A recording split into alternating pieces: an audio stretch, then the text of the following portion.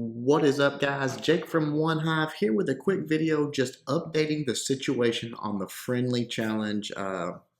Almost near disaster, let's say, because I think that's what it would have been. But props to Supercell. You know, guys, we have to acknowledge this. We do tend to complain a lot. I've talked about that in my videos before. I think a lot of it is constructive criticism towards Supercell because they have made mistakes in the past, but everyone makes mistakes.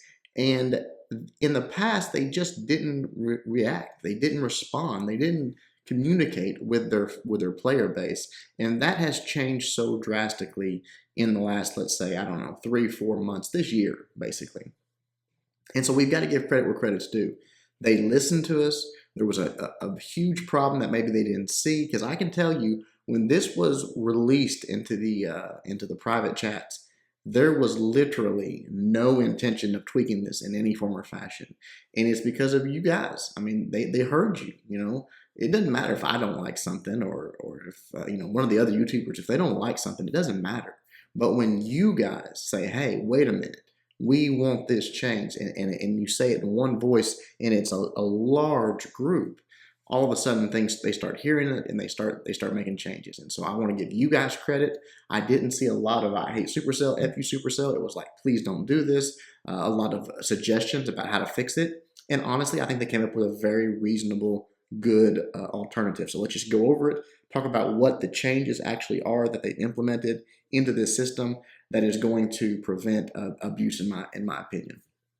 There's no longer going to be any scouting on prep day. So if you go into prep day, the 23 hours or 24 hours, whatever it is, and you go in and you click on my base, what's going to pull up when you quote scout my base is my farming base. Whatever I have set up for my farming base, that's what you're going to see. You're still going to get to see what level my heroes are, what level my defenses are. You're going to get an idea for the strength of my base, but you're not going to get to see my war layout until war day actually starts. Now, this does two things. One, it prevents people from saying, oh crap, I forgot to switch over off my troll base, which has happened. It's happened in range wars. Nobody likes that. So that's a good thing. I really never saw the point of a scouting on prep day, simply because most people do change them, and the people that don't, the casual clans, probably the bases aren't that hard anyway, so scouting is not that, you don't need 24 hours to scout those bases.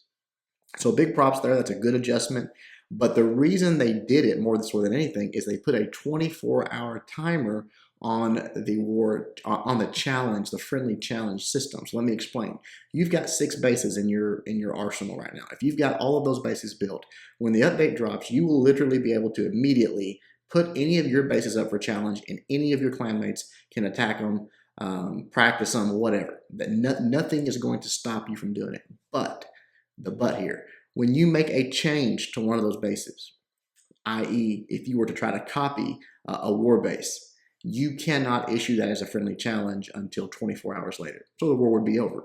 So essentially they blocked the abuse of it and kept all of the good things. The fun factor, the practice factor of just testing different army comps and just refining your skills there, the testing your bases, all of that good stuff that we talked about in the original video is still there, but none of the abuse. There's just no way to abuse it. If you're abusing it, you're actually modding, which is, you'll get caught. So I'm again, just want to thank Supercell. I really do want to thank them.